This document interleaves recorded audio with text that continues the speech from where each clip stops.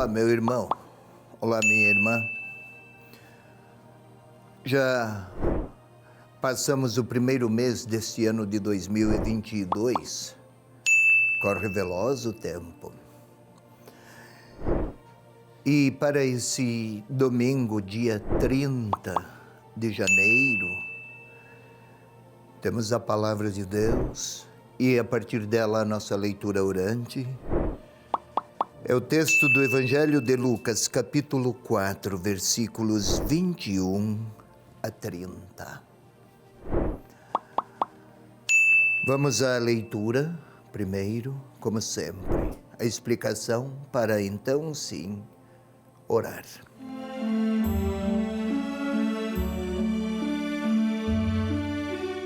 Naquele tempo, estando Jesus na sinagoga de Nazaré, dizia Jesus aos presentes: hoje se cumpriu aos vossos ouvidos esta palavra que ouvistes. Todos testemunhavam a seu respeito e admiravam-se das palavras cheias de graça que saíam da sua boca. E diziam: não é este o filho de José? Ele, porém, disse: certamente me citareis o provérbio: médico, cura-te a ti mesmo. Tudo o que ouvimos dizer que fizeste em Cafarnaum, faze-o também aqui em tua pátria. Mas em seguida acrescentou: em verdade vos digo que nenhum profeta é bem recebido em sua própria pátria. De fato, eu vos digo que em Israel havia muitas viúvas nos dias de Elias, quando por 3 anos e 6 meses o céu permaneceu fechado e uma grande fome devastou toda a região. Elias, no entanto, não foi enviado a nenhuma delas, exceto a uma viúva em Sarepta, na região de Sidônia. Havia igualmente muitos leprosos em Israel no tempo do profeta Eliseu. Todavia, nenhum deles foi purificado, a não ser Naamã, o sírio.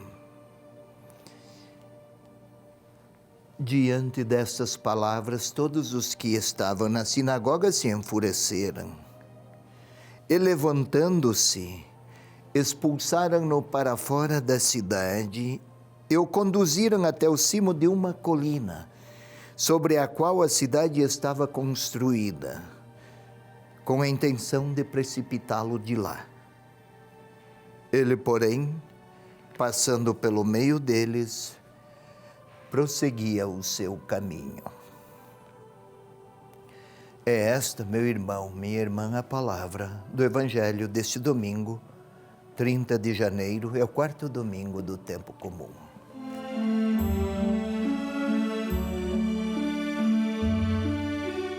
Vamos lá.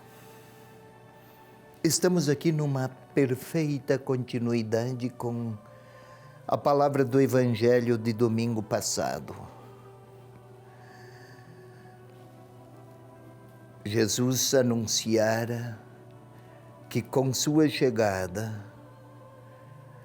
os tempos da misericórdia de Deus se avizinharam e estavam em ato.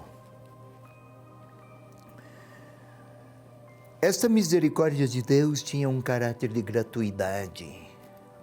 Não era um Deus justiceiro. Não era um Deus voltado a recompensas a quem tem méritos e punições a quem tem deméritos. Cumpriu-se esta palavra hoje. Sempre que no Evangelho de Lucas aparece hoje, é para falar de uma grande notícia. No nascimento de Jesus foi assim. No caso de Zaqueu foi assim: hoje devo ficar em tua casa. Pois bem, todos testemunhavam a seu respeito e admiravam-se das palavras cheias de graça. Testemunhar a seu respeito não necessariamente é concordar com ele, mas estavam impressionados e comentavam entre si acerca desta interpretação, a de um Deus misericordioso, que havia chegado e eles não estavam habituados. Cheias de graça, expliquei já, cheias de gratuidade. E dizia: não é este o filho de José? Bem, José, Jesus crescera em Nazaré, era o esposo de Maria. Pensavam que José era o seu pai, carpinteiro, um filho de alguém. Na cultura semítica, cultura da época, não é apenas para indicar uma relação de consanguinidade. Aquele homem gerou tal filho, tal filha. Não é isso. Para a cultura do tempo, o filho deveria ser retrato concreto de quem era o pai. Como pode este, filho de José, pronunciar palavras tão repletas de gratuidade ou falar da gratuidade de Deus? De onde ele conhece tudo isso? De onde vem essa experiência? Se ele é apenas retrato humano e concreto de um carpinteiro, de onde vinha isto? Será que é confiável? Não conseguiam perceber que subjacente a uma história tão humilde, Deus pudesse se fazer presente e participar dos caminhos, pessoalmente, dos caminhos humanos. A resposta de Jesus: médico, cura-te a ti mesmo. Certamente direis isso, porque testemunhar e admirar-se, como aqui foi traduzido, não é propriamente admirar-se, é motejar, motejo, rir, caçoar. Não é esse o filho de José? Vem falar, apresentar Deus com novos retratos, retratos de misericórdia. E aí Jesus retorna à história. No tempo de dois grandes profetas, Elias, tempos antigos, lá pelos anos 800 antes de Cristo, tradições antigas. Já aquela época, num período de grande carestia, o profeta fora enviado a uma viúva, Sarepta, região distante de Israel, região pagã. Já faz tempo que Deus escolhe caminhos que os doutos não conseguiam perceber, tanto Elias quanto Eliseu. Os sinais da presença amorosa de Deus se revelam não apenas nos quadros da oficialidade religiosa, lá onde houver pessoas necessitadas, Deus quer dar a sua resposta. Pessoas sofridas, pessoas distantes de Deus. Não falo apenas de necessidade material. Pessoas que estão distantes de Deus, seja quem for. E então enfureceram-se, porque Jesus apresentara em tom crítico,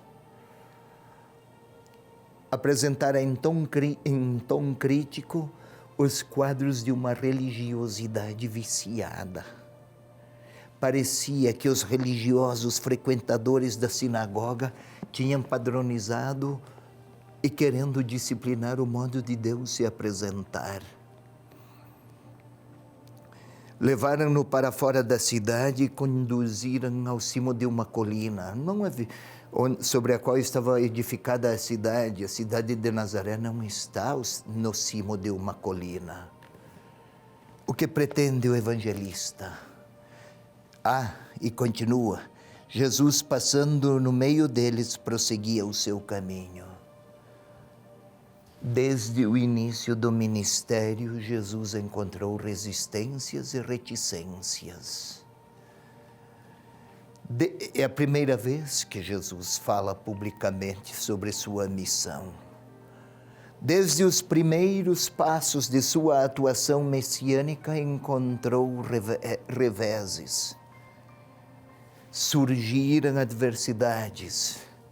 Não estavam habituados a compreender que a gratuidade de Deus, queria Deus, fazer chegar a todos através de Jesus. Enfureceram-se. Ofereceram a fúria quando alguém apresenta o rosto de Deus em quadros de gratuidade misericordiosa. Pareciam perder os privilégios. Até dizem, faze aqui os milagres que fizeste lá. Estão interessados não na bondade de Deus, mas na potência miraculosa do seu enviado. Não é relação de confiança e de fé.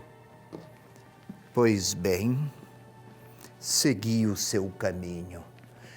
Embora seja compreensível ou já se tornou lugar comum a perseguição, também é lugar comum atravessar o caminho e seguir. Lucas aqui pretende dizer ao seu leitor e à sua comunidade: não haverá adversário capaz de impedir que haja quem queira, que atue, que haja atuar de ação, que aqueles que querem apresentar um Deus bondoso, solidário, misericordioso, por mais que encontrem resistências e críticas, nenhuma potência pode frear a força do Evangelho que os discípulos de Jesus são encarregados de proclamar.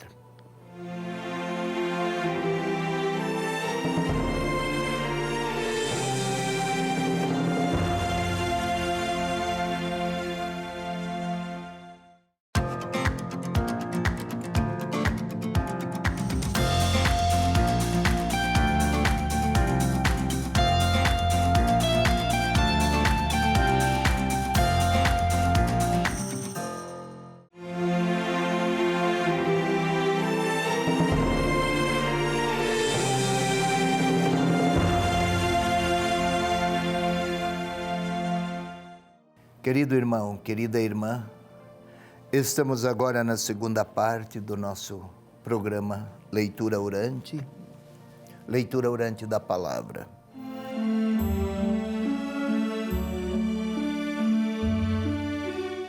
Vamos fechar os olhos, é o primeiro passo, é o de sempre. É quase como um rito de todas as vezes.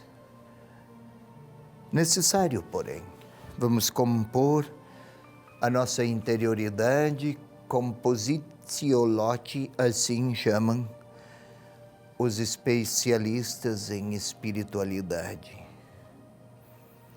Vamos respirar com toda a quietude. Isto condiciona o nosso organismo, também a nossa mente. Há uma espécie de processo orientado a serenar nossos sentimentos e os nossos afetos. Respire profundamente. Respiremos profundamente e lentamente, sem nenhuma pressa. Às vezes temos até ansiedade psicológica e física de respirar em grandes frequências. Sejamos soberano sobre o movimento do ar que entra e que sai em nosso corpo. Continuemos assim, respirando. E agora, concentrados que estamos, vamos tentar sentir o coração a bater no nosso peito. Isso requer controle de todos os nossos movimentos. Aquietemo-nos. E agora vamos pedir ao Espírito Santo que venha orar conosco, que venha participar conosco deste nosso silêncio orante. Espírito Santo de Deus, és o dom, és a força, és a luz, és o amor do Pai e do Filho a viver em nós desde o batismo. Vem projetar tua luz, tua força, teu vigor sobre nossa inteligência, sobre os nossos afetos, sobre a nossa vontade, sobre a nossa liberdade, para que os desejos, os discernimentos,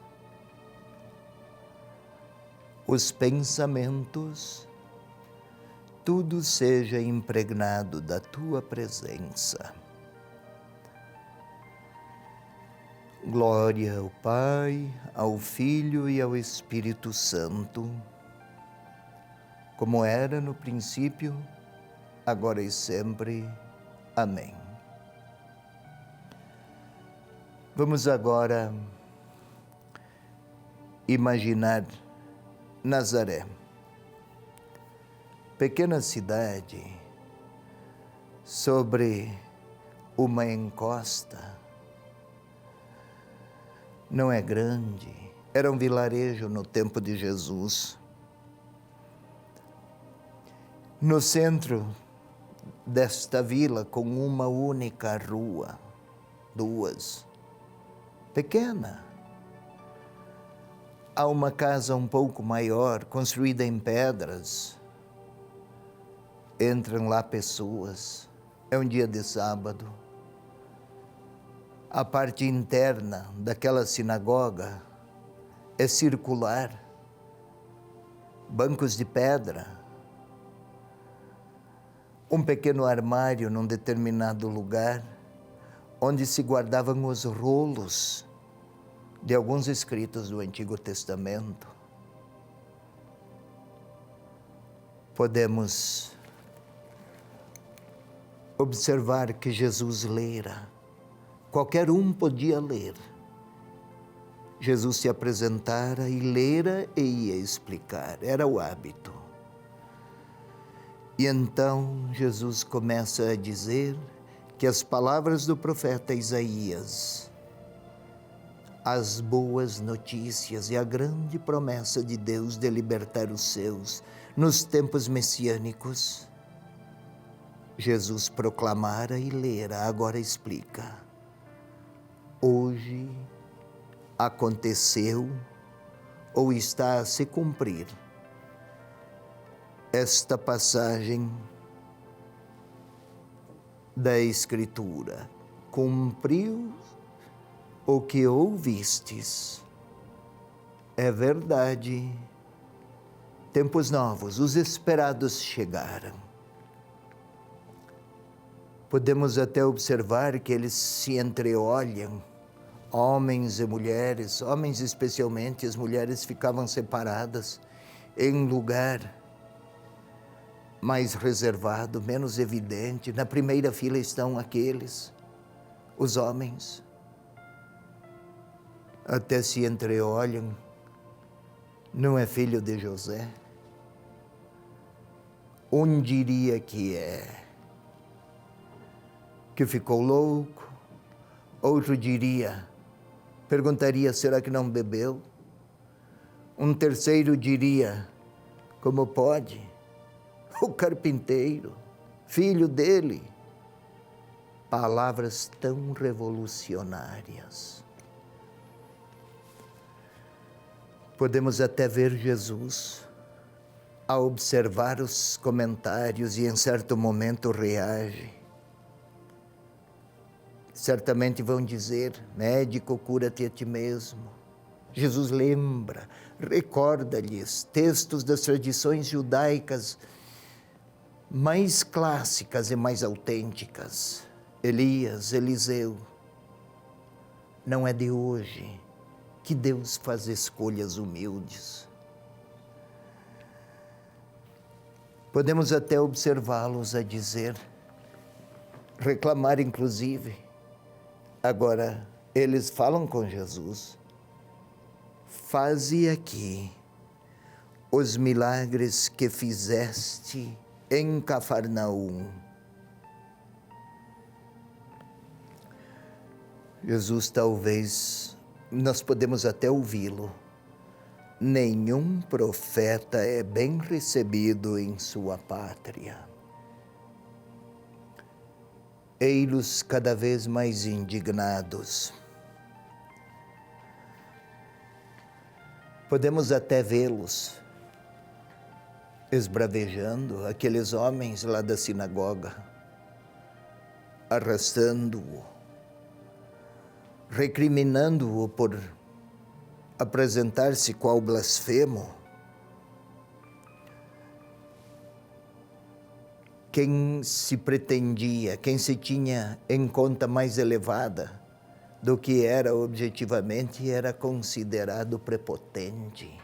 Alguém que queria usurpar a autoridade religiosa. Deveria, nos critérios da época, merecer a punição e a rejeição, incluindo até a morte. Jogar num precipício.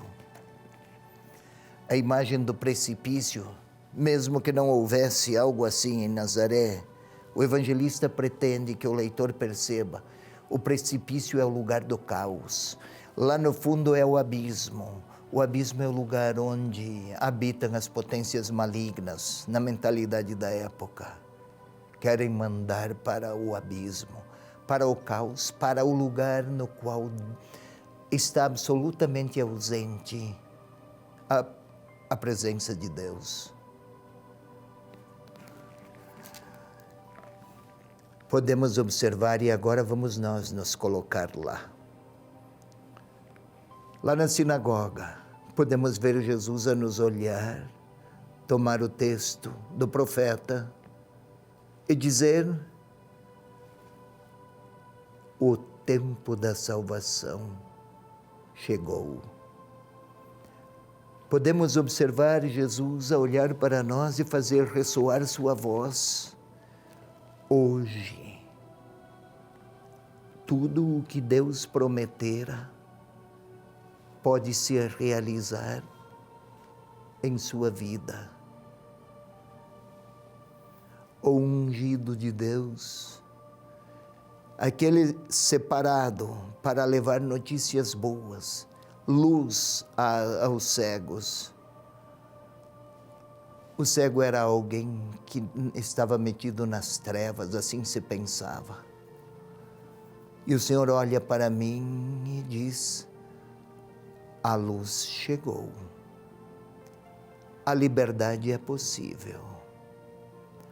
Os consolos de Deus são acessíveis. O ano da graça, o tempo do perdão chegou. Parece que o Senhor olha para mim e eu estou lá. E quase que está a pedir: acolha, aceite, cultive a alegria da boa notícia ou do perdão recebido. Deixe-se perdoar. Comece outra vez. E agora chegou o momento de eu me recolher. Deixar o Senhor a me olhar e me propor o que Ele quer me oferecer neste tempo da sua chegada. o que Ele quer, qual é a gratuidade que Ele quer me fazer sentir. Ele, Jesus, quer me fazer sentir da parte de Deus. Ele sabe do que eu preciso. E eu sei do que eu preciso. Eu sei também o que Ele gostaria de me pedir, para que eu possa acolher sua bondade. Então é hora de eu lhe falar. Eu estou lá na sinagoga de Nazaré e quero lhe falar, porque quero acolher a notícia de que os tempos da salvação estão chegados. É o momento da minha oração.